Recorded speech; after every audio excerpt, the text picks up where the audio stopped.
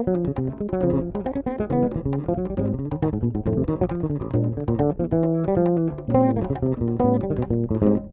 everybody, welcome back to my channel. So I thought today I would talk about a really interesting lesson I got with the great electric bass player Jeff Andrews back in the 1990s. I met Jeff in London. He was playing with Steps Ahead with Mike Manieri and Steve Smith.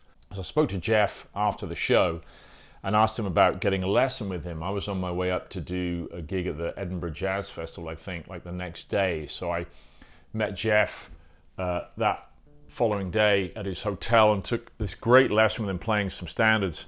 And there was a couple of really good points during the lesson that I talked to with my own students, and are really good sort of insights into approaches to playing. And I'm going to share these with you today. So one of the first things we did was I think we played over a standard like Stella by Starlight, and then maybe we did a blues. And one of the things we talked about was Jeff was like, said, look, you played some really good lines in the solo, but he was like, we could take one of those lines and develop that further. So it was a really interesting concept, like taking one idea but playing it further through the tune. So you might have to alter that idea in terms of some of the note structures because of the changing chord qualities, but the actual concept of the line you could continue through different changes, or just play that whole idea through one chord but play it all across the bass. Now, I'm going to show you a fairly basic approach note idea that you might have heard a lot of players use. It's kind of like a standard bit of jazz vocabulary. But it's a cool sounding line, and it'll be great in terms of adding to your vocabulary. So we could look at this line over a B-flat dominant 7 chord. Maybe you could apply this to 2 bars of B-flat 7 in a tune like Donna Lee.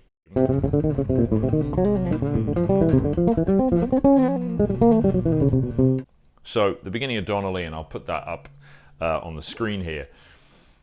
The chord changes at A flat major, F dominant 7, then it goes to a B flat dominant 7 for 2 bars. Perfect place to play like a long line and develop that line.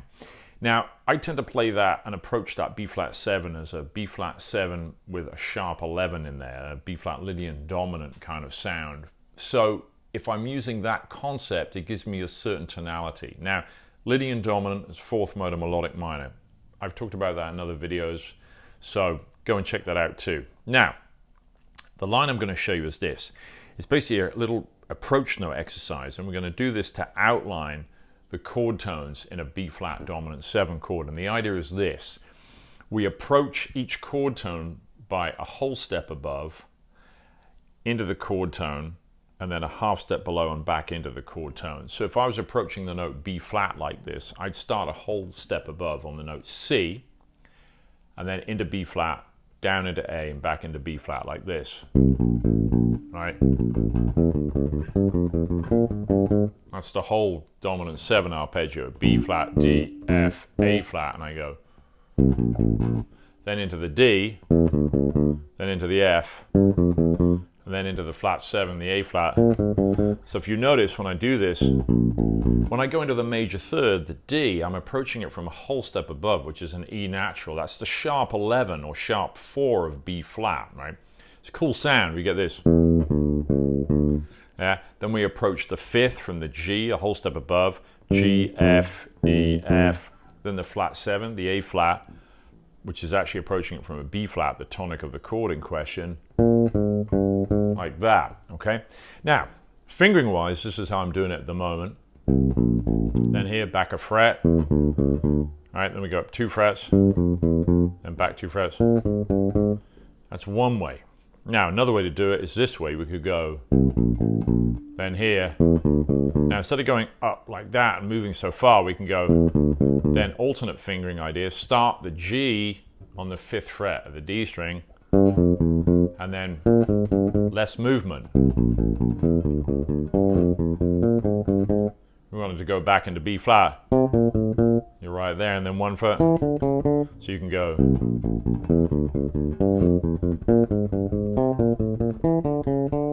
Yeah. So we've gone from B flat as our first chord tone, the root, to the 3rd an octave, well, a tenth actually above that. There's the major third here, D, but then the D an octave above. So we've actually covered the interval of a tenth up there and beyond with the sharp 11, right, like this. So it's pretty cool. So alternate fingering, really good thing. I'm always banging on about that. And when you're studying with me, a lot of my students, I go through this with ways to look at the fingerboard and looking at arpeggios, scales, modes, but finding at least 2, often 3 or more ways to play the same thing on the instrument. That means when you're working on a line, some vocabulary, and the fingering, you're like, man, I'm moving around a lot. Often there's a really efficient alternative using that alternate fingering idea. Now, so taking this idea that Jeff talked about expanding and following a line, like longer, taking one idea and expanding on it. So we could take that one idea, obviously over more than one octave, and we can apply it to different chord types as well. So you could do that for minor chords, etc. I'm just going to focus on this dominant 7 so we can look at it in context of a set of chord changes like Donna Lee. So let me give you a line that uses this and we'll discuss what's going on. So we've got our B flat 7, right? So I'm going to add the sharp 11 in the chord like this, right? A B flat 7.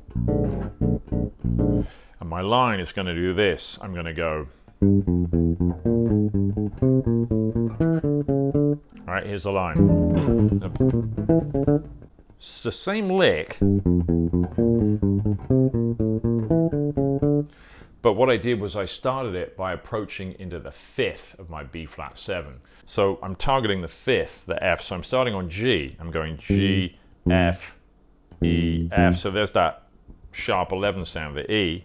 Then I'm targeting the flat 7, the minor 7, the A flat, and I'm using alternate fingering. Instead of going, I don't want to move all the way back down the neck, so I'm actually moving up. So look, I go alternate fingering.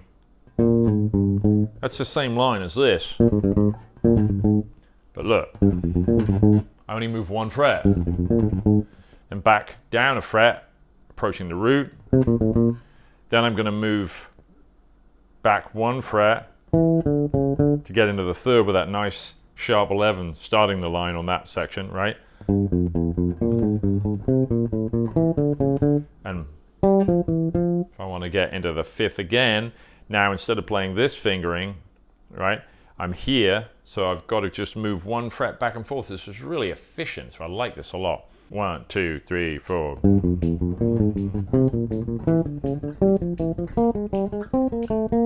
Yeah, expanding it, playing this longer. Right. Right. Now on this bass, I kind of chose this bass for today. I've got a high E, so I can play that. Yeah. Another octave above, right? So you see what I took the basic idea that I showed you down here. We started it here on the 5th, there's a little variation, and then we moved that all the way up, and I ended the line all the way up on, ending on the 3rd, but all the way up here on this high D here. So we're expanding the line, playing it longer. So if you had a chord that lasted for longer than a bar, like this B flat 7 in Donna Lee, wherever you start it, you've got all the real estate and you've got the ability, because you've played it longer, to start it and finish it anywhere, right? So this is really good, first kind of idea with it. Let's kind of take this idea where we're using an arpeggio as the kind of framework to hang this line on, where we're using approach notes around the notes in the arpeggio, these chord tones.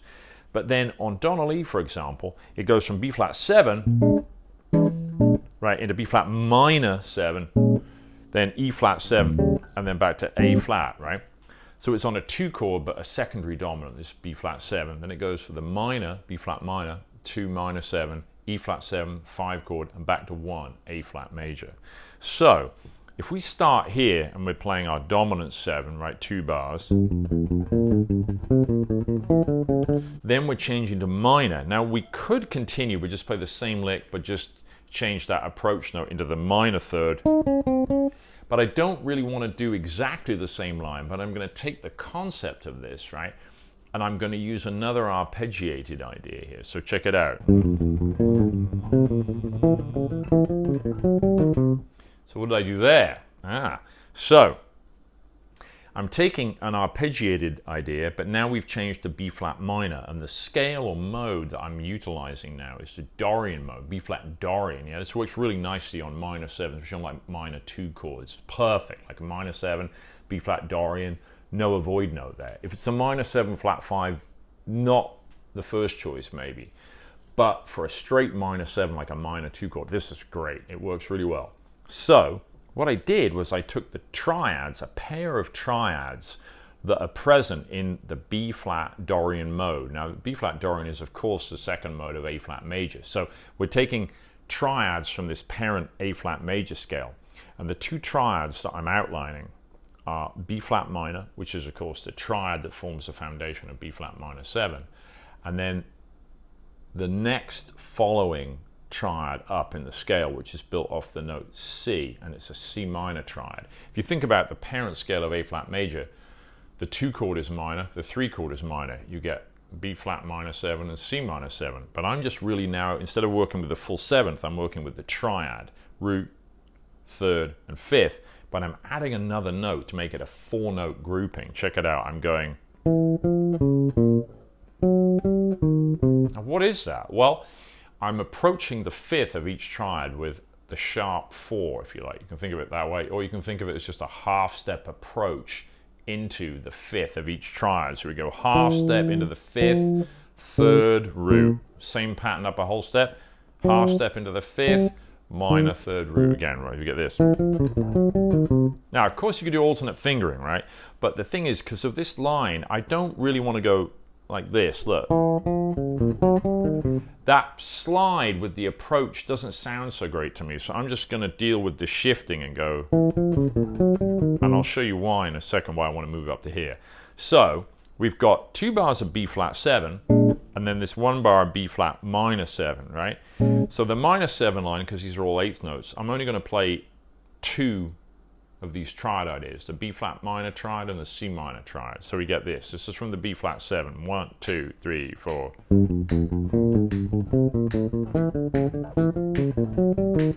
2, 3, 4.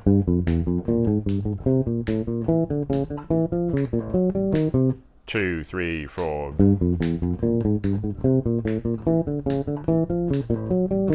Yeah. Now, I'm just tapping my foot there, but hopefully you can hear it's pretty solid time-wise. If you can do that, I'm tapping it on 2 and 4, great. If not, metronome. Yeah? Now, when you're first working on this, don't worry about the metronome at all. But once you get the idea up to a tempo where you're playing it evenly, or you think you are, run it with a time reference. You could use an app like Drum Genius or something with one of the drum loops, tap your foot, something that gives you a time reference, just to make sure you're connecting everything evenly and you're not stumbling over any part in the line. So you can hear what I'm doing is these ideas are related to each other. So we're expanding on that thing that Jeff said all those years ago, which is such a great piece of advice about taking a line and developing it. Yeah, don't move on to a totally new idea.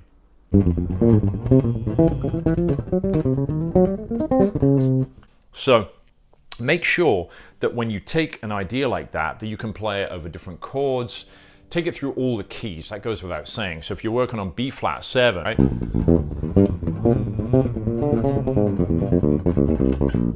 Like that. You see how I changed the ending of the line to get back to B flat there? Or I might play it here, right? Right?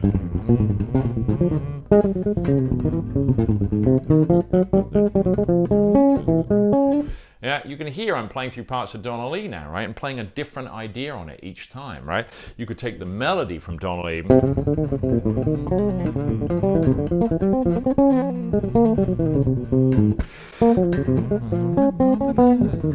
You see how I took something else there, was another triad-based idea, and then I went into using a little bit of Jocko's line back into that section of Donna Lee again. So I'm playing for real now. And these are ideas that I built up in my own personal toolkit, but I'm able to extrapolate new variations on them in real time, and that's really important, you know. So that's what I work on with a lot of my advanced students. I hope you enjoyed today's lesson because it's going to be a little more advanced than normal. And, you know, I'm not making any apologies for that. You know, I want to provide some cool stuff for some of you that have been playing maybe for a while and are already out gigging and so on. So this stuff may be useful, but hopefully it's going to be useful for a lot of you. But don't be discouraged if it's kind of new. You know, this is a YouTube video, so it's not going to teach you how to play jazz in one 10 or 20 minute video, but it's going to give you some cool springboard ideas. And I want to share with you some great advice I had from Jeff Andrews 30 years ago. And, you know, I became friends with Jeff after that in New York City when I lived there. And Jeff ended up subbing for me on a teaching gig I had. And I actually subbed for Jeff on some gigs. And, you know, Jeff was an amazing guy and an amazing bass player. So it's worth kind of sharing this info. Also, if you want to check out my website, rufusphilpott.com, there's a bunch of cool videos on there. We're going to be doing a new diminished scale course I'm going to be coming out with really soon as well, and also expanding on my bebop blues etude, which you can download from there as well. But I'm going to be doing a video for that as well. And for lessons, you can hit me up. There's contact information on my website. I do lessons via Teams, formerly Skype or Zoom or FaceTime as well. So if you're serious about your playing and you want to study with someone that's actually really done this for real, then check it out.